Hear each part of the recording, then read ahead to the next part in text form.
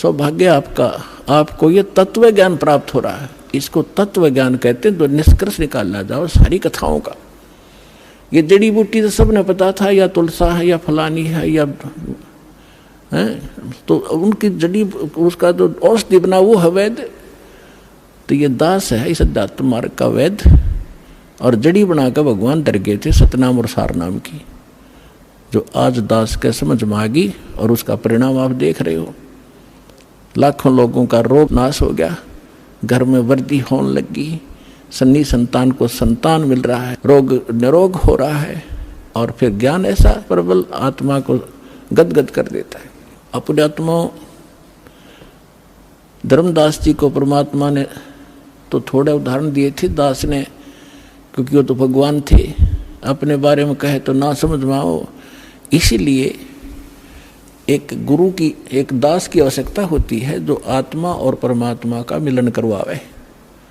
तो ये दास है इस विश्व में परमात्मा से मिलाने वाला, सच्चा ज्ञान बताने वाला और काल के बंध से छुड़वाने वाला।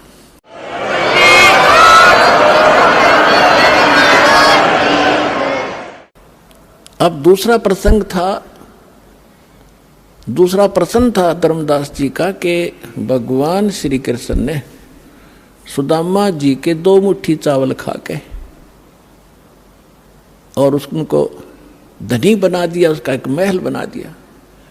परमात्मा बोले एक राजा का मित्र, उसके लिए ये कोई खास बात है? तुम आप बताते हो श्री राम कृष्ण जी तो राजा थे द्वारका के, एक मित्र के लिए एक ढूंढ बना दिया छोटा सा, एक दे दिए उसमें 200-400 रुपये, वो सारी उम्र बतेरे उसको। तो इसी से भगवान मान लिया। अब ये दास बताएगा अपने आत्मा वैसे थोड़ी सी जो शिक्षाएं हैं, क्योंकि जो हम पहले ज्ञान सुना करते थे वो ज्ञान समझ लो प्राइमरी स्तर का था। ब्रह्मा विष्णु महेश को ये भगवान मानते थे, तो ये ज्ञान प्राथमिक पहली 5वीं कक्षा तक का समझो। और जो काल को ब्रह्म को भगवान मानते थे वो मैट्रिक तक का ज्ञान समझो, उनकी बुद्धि मैट्रिक तक समझो। लेकिन विधि ठीक ना होने से और वैसे उनको मान लेने से, वो ज्ञान होने से भी कोई लाभ नहीं था। अब जैसे हम कथा सुना करते सुदामा और कृष्ण जी की,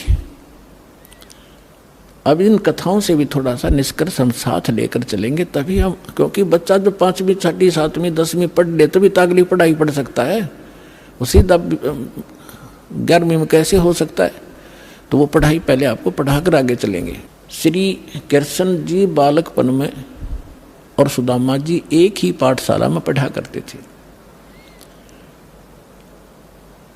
और सुदामा ब्राह्मण थे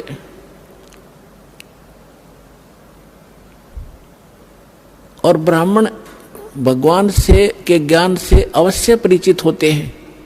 उनको ये मालूम होता है कि जो जैसा कर्म किया हुआ है वैसा ही फल मिलता है। सुदामा और कृष्ण अपनी शिक्षा पूरी करके अलग अलग वो द्वारका के राजा बन गए। वो अपना एक ब्राह्मण, गरीब निर्धन ब्राह्मण था, 3-4 बालक थे, निर्वाह बिल्कुल नहीं चल रहा था, कई बार तो भूखे रह जाते थे, बच्चे भी रोया करते थे रोटियों को। अब सुदामा गणा निर्धन था, उसकी पत्नी बहुत बार कहा करती थी कि आप कहते हो श्री कृष्ण राजा हैं, वो मेरे क्लास फेलो थे, तो क्लास फेलो की तो क्लास फेलो गणी इज्जत करा करे, आप जाओ कुछ धन मांग लो, आप तो ब्राह्मण हो। सुदामा ने कहा ब्राह्मण का काम मांगने का नहीं होता, भिखारी का होता है, मर जाऊंगा पर मांगूंगा नहीं। लेकिन उस मिश्राणी के घड़ा कहने से, बार बार कहने से वो विवश हो गया कि चल या कहती हो तो मैं चला जाता हूं पर मांगू कति नहीं। वो कहा करता था सुदामा कि मेरे भाग में नहीं है, मैंने पिछले जन्म में धर्म नहीं करा, क्या कोई पुण्य नहीं करा, जिस कारण से मैं निर्धन हूं। अगर मुझे धन मैंने दान किया होता मैं निर्धन नहीं होता, और आज मुझे ज्ञान है तो मेरे पास धन नहीं, मैं तो दान कर दूं। अब जब वो चलने लगा, जैसे आज आप जी भी जाते हो कि रिलेटिव के पास, मित्र के पास कुछ फल ले जाते हो, तो पहले कोई कसार ले जाया करता था, कोई चावल भून के ले जाता था। तो ऐसे वो कुछ चावल बांध दिए अगले, और तो हमारे पास कुछ है नहीं, अपने मित्र के पास यही ले जा। और फटे पुराने कपड़े जैसा भी है वो वहाँ चले गए। अब श्री कृष्ण जी ने उसकी हालत देखी, पूछा कि आओ मित्र, बहुत दिनों में मिले और क्या हाल है परिवार का। तो सुदामा जी ने कहा, जी ठाठ है, भगवान की दया से कोई कमी नहीं किसी वस्तु की। लेकिन वो तो समझ गए थे, जिसी बालक थोड़े थे श्री कृष्ण जी, 3 लोक के मालिक हैं, वो समझ गए कि तो दुखी गणा हो रहा है। 7 दिन रखा वहीं पर कि बैठो, नहाओ धो, रोटी खाओ, अपने हाथों उनके शरण धोए मित्र के। अब 7 दिन के अंदर विश्वकर्मा को बुलाकर वहां महल बना दिया, पीछे थे, धन दे दिया, एक मेरे मित्र के पास भेज दो और उसको आजीवन धन दे दो।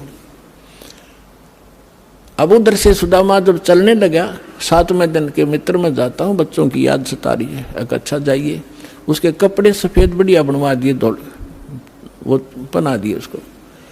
लेकिन चलते समय भी ये नहीं कहा कि मैं कुछ लेने आया था। लेकिन मन में दोष जरूर आ गया थोड़ा सा कि काहे का मित्र है, इसको नहीं पता मेरी क्या हालत थी और मेरे से पूछा क्या हाल है, इसको खुद सोचना चाहिए था। ये इतना दोष आया था। रास्ते में क्या हुआ कि बदमाश लोगों ने देखा कि वो सेठ आवा है, अच्छे काचे कपड़े पहन रहा है, नए नए, उसको जाते ही पकड़ लिया। वह कपड़े भी उतार लिए सारे, जेब में कुछ था ही नहीं, वो उठा ले गए। अब फिर उसके मन में आई कि भाई गलती करी मैंने, मित्र का की आलोचना करी, जिसकी सजा मुझे ये मिल गई। क्योंकि हम भगत आत्मा इसी हिसाब ला लिया करन तुरंत।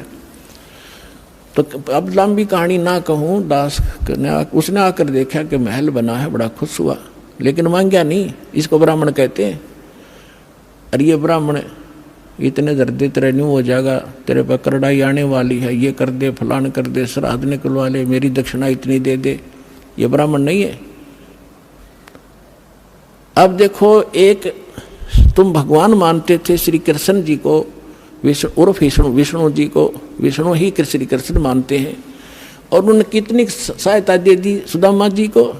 एक मकान बना दिया छोटा सा पक्का, और एक जीवन का निर्वाह भी दे दिया।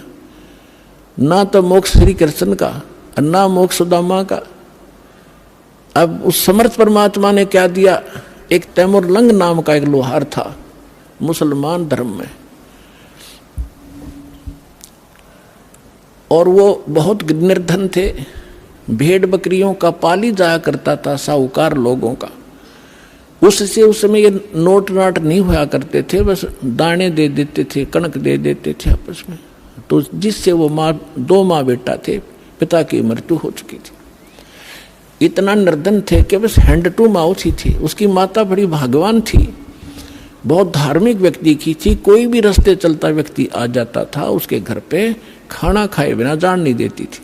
कई बार तो ऐसी स्थिति देखी है उन्होंने कि अतिथि आ गया, तैमुरलंग के संस्कार बढ़िया बने हुए थे, और माँ ने रोटी बनाई, घर में एक अतिथि की रोटी थी, उसी अतिथि को खिला के स्वयं दोनों माँ बेटा भूखे सो जाया करते थे।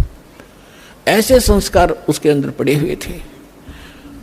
और ये पिछले जन्मों से परमात्मा के हंस थे तैमुरलंग भी, लेकिन हम बीच में गलती कर जाते इसलिए भटकते रहते हैं।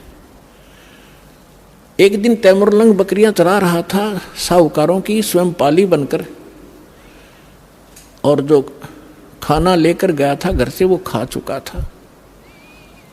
अब परमात्मा उसी समय जिंदा महात्मा का रूप बनाकर उस पाली के पास पहुंच गए। तैमुरलंग के पास वृक्ष के नीचे बैठा था, बकरियां चर रही थी, कुछ वृक्षों के नीचे बैठी थी। तो तैमुरलंग ने कहा कि महात्मा, संस्कार थे माँ के कि कोई भी अतिथि मिल जाए बेटा भोजन की अवश्य प्रार्थना करना। क्या महाराज खाना खाओगे? कहाँ बेटा, भूख लगी है। उसने कहा महाराज थोड़ी देर लेट आए थोड़े से, मैं भोजन खा चुका हूँ और अभी मैं घर से लाऊंगा, सामने घर है, थोड़ी दूरी पे है हमारा घर गांव में, और अभी लाता हूँ, मेरी माँ बहुत अच्छी है, जाते बना देगी। और ऐसे करना भगवान, मेरी बकरियों का ध्यान रखना, हम गरीब बहुत हैं, एक बकरी भी इधर उधर होगी तो मैं पूरी नहीं कर पाऊंगा धनी की, मुझे बहुत दुख होगा। परमात्मा बोले बेटा चिंता ना करें, मैं खूब रखवाल करूँगा। वो घर गया, माँ से प्रार्थना की कि ऐसे ऐसे राह चलता संत है, भूखा है माँ। माँ ने जब घर में इतना आटा था केवल 2 रोटी बनाई, 2 ही रोटी बनी, दोनों रोटी बना के लेकर आएगी। माँ ने कहा कि बेटा मैं भी चलती हूँ, मैं बर्तन ले आऊंगी, तू वहाँ अपना रखवाली करना, पाली रहना। कहा दोनों आगे, दर्शन भी करके आऊंगी साधु के। अब साधु को सामने बैठा देखकर माता ने कहा ले महाराज रोटी खा लो। परमात्मा खाना खान लगा तो इतने में माई ने 3-4 बार प्रार्थना कर दी, महाराज हम गढ़े गरीब हैं, हमारे पास तो कई बार भोजन भी नहीं होता, दया करो, कुछ आशीर्वाद दो, हमारा गुजारा ठीक चले। परमात्मा ने खाना खाया, इतने 4 बार प्रार्थना कर दी, 4-5 बार। परमात्मा खड़े हुए, एक बकरी बांधन की बेल पड़ी थी, पतली सी लोहे की बेल होती है जैसे पशु बांधा करें, उसको ऐसे 4 बार मोड़ लिया, वह इतनी रहेगी, उसको पकड़ के उसके बेटे रोटी खा के पानी पी कर लोटा खड़े हुए साधु, और उस लड़के के सिर पर हाथ धर के कड़म मारी, 7 मारी, 7 सांगल वो बेल मारी कड़ पे, 1 2 3 4 7 तक गिनी। माई ने सोचा बाबा जी मेंटल है और मैंने घना छेड़ दिया, ये दुखी हो गया, बेटे को कूटने लग गया। तो माई ने पूछा महाराज मेरे बेटे ने कोई गलती कर दी? अक नहीं माता, तेरे बेटे को 7 पीढ़ी का राज दे दिया, मैंने 7 पीढ़ी का राज बख्श दिया है और उसके बाद तेरा राज टुकड़ों में बट जाएगा। माई ने सोची बाबा सचमुच मेंटल है। फिर मारी थी बच्चे का 5-4 मुक्के, 1-2 लात मारी कि ये लात मुक्के इसलिए मारे हैं, फिर तुम्हारे टुकड़ा में राज बट जाएगा। तैमूर लंग से लेकर औरंगजेब तक दिल्ली की राजधानी पर, राजगद्दी पर तैमूर लंग के वंशजों ने 7 पीढ़ी ने राज किया। औरंगजेब के बाद ये टुकड़ों में बट गया था, इतिहास गवाह है। तैमूर लंग ने दिल्ली पर शासन किया था, अपना एक प्रतिनिधि यहाँ छोड़ दिया था जो उसको टैक्स देता था। उसके बाद उसका तीसरा पोता बाबर दिल्ली का बादशाह बना था।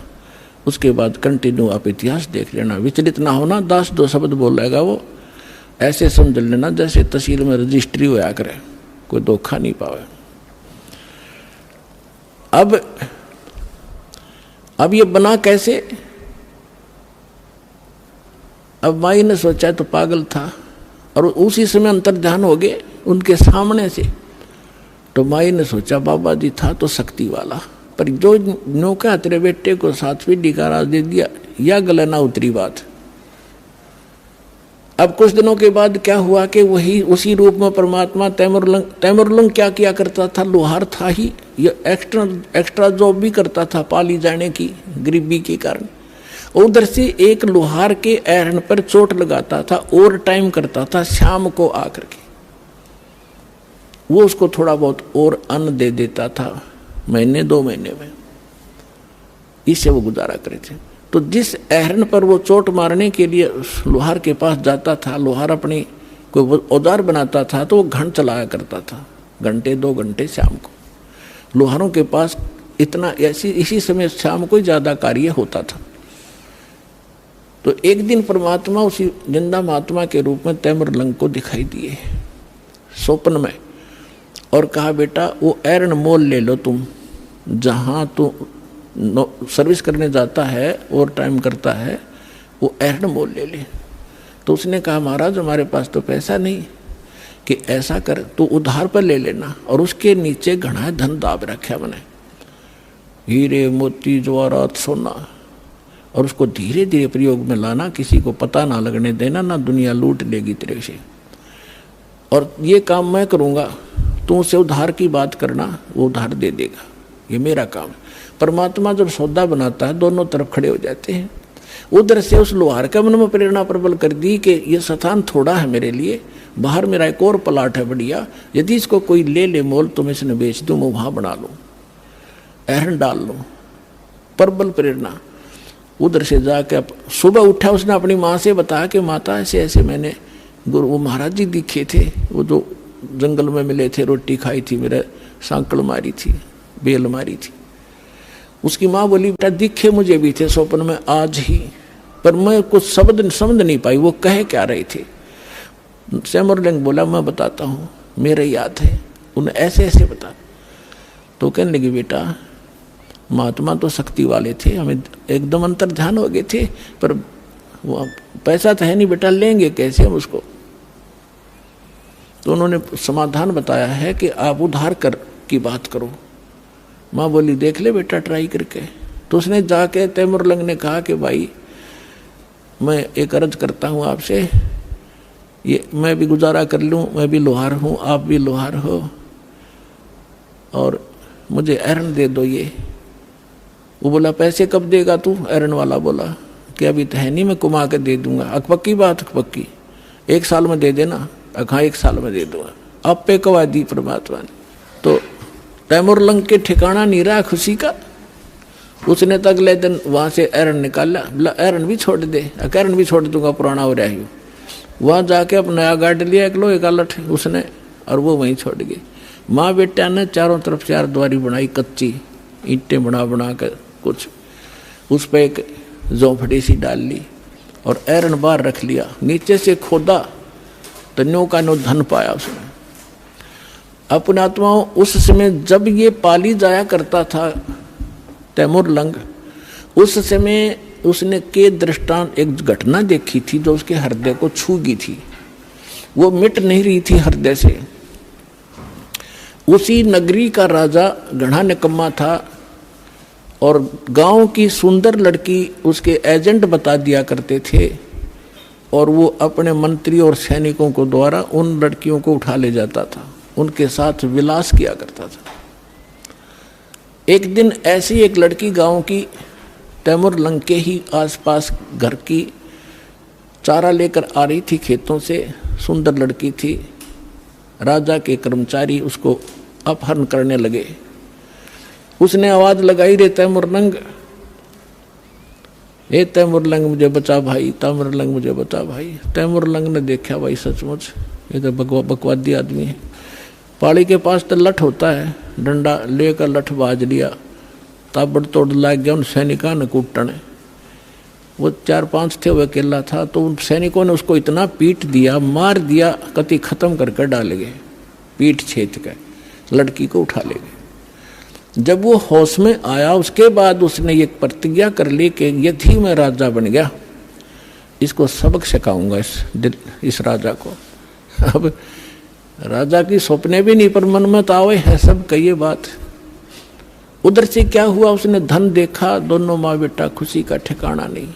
लेकिन निर्देश जो महाराज ने दे रखा था वो याद रखा, कुछ धन निकाला, दूर देश में जाकर बेचा। वहां से क्या किया उसने, कुछ अपने साथी सैनिकों से कहा घोड़े लाया। पहले घोड़े लाया, घोड़े लाकर बेच दिया, क्यों उधर घोड़ों का व्यापार ज्यादा होता।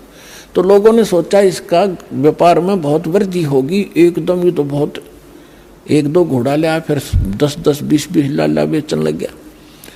उधर से उसने क्या किया, अपने आसपास के जवान लड़कों से कहा कि भाई देखो ये राजा बहुत निकम्मा है, ये अपनी बहन बेटियों के साथ ऐसे करता है, ये टैक्स भी बहुत लेता है। मैं राजा बनूंगा और मैं सबको टैक्स फ्री कर दूंगा, बहुत जायज टैक्स लिया करूंगा और सेठों से लिया करूंगा, गरीबों से नहीं लूंगा, ये आगा पीछा नहीं देखते। और आप मेरे सैनिक बनो, मैं तुम्हें मेहनताना दूंगा। अब लोहार था, लोहार के बच्चे कुछ रिश्तेदारों के इकट्ठे करके जंगल में तलवार बनाने का कारखाना बना लिया, ढाल और तलवार और घोड़े ले आया, सेना तैयार कर ली। कुछ दिनों के बाद उस राजा पर आक्रमण कर दिया। भगवान की रजा होती है, वचन फलता है भगवान का जो निर्धारित होता है। सुबह सुबह जाकर चारों तरफ से किला घेर लिया उस राजा का और कहा कि या तो सरेंडर कर दे ना युद्ध के लिए तैयार हो जा। अब राजा ने कहा कि सैनिकों, वजीर देखो क्या है, क्या हो गया। वजीर ने ऊपर चढ़ के किले पर देखा कि बाहर इतनी सेना खड़ी है, राजन अपना सरेंडर करने में हित है। 500-400 सैनिक थे, दिखे 5000।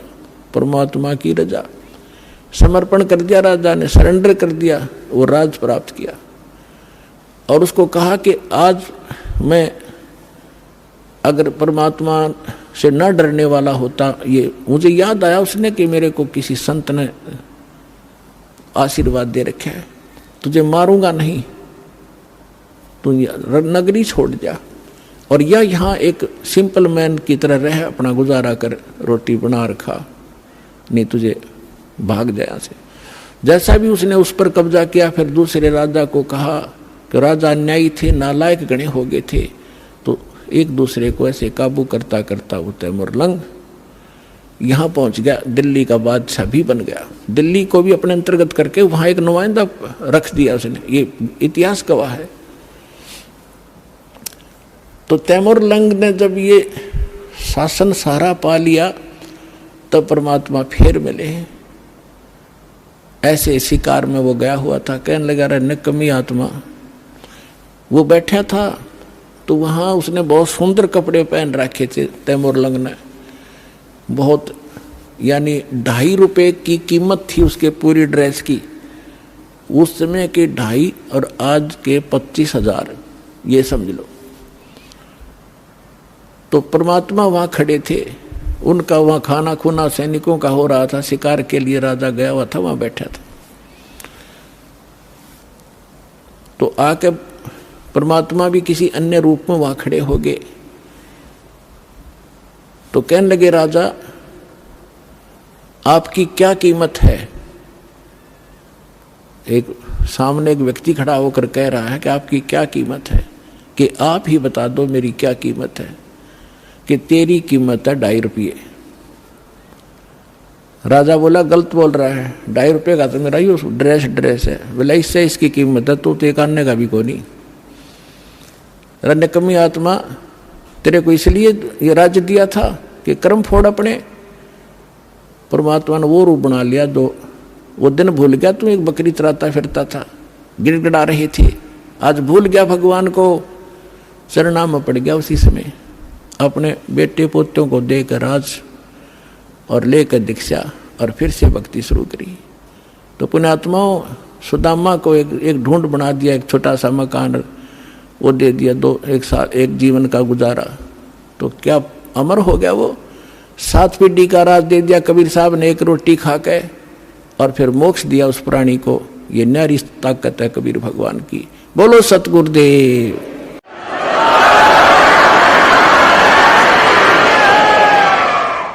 समर्थ का शरणाग हो, रंग होरी हो, कदे न हो एकाज राम रंग होरी हो। कि ऐसे समर्थ की शरण प्राप्त करो, यहाँ रहोगे तो जब तक मौत से रहोगे कोई आपत्ति नहीं आने देगा, यदि मर्यादा में रहे, और सतलोक जाओगे सदा का सुख हो जाएगा। बोलो सतगुरुदेव।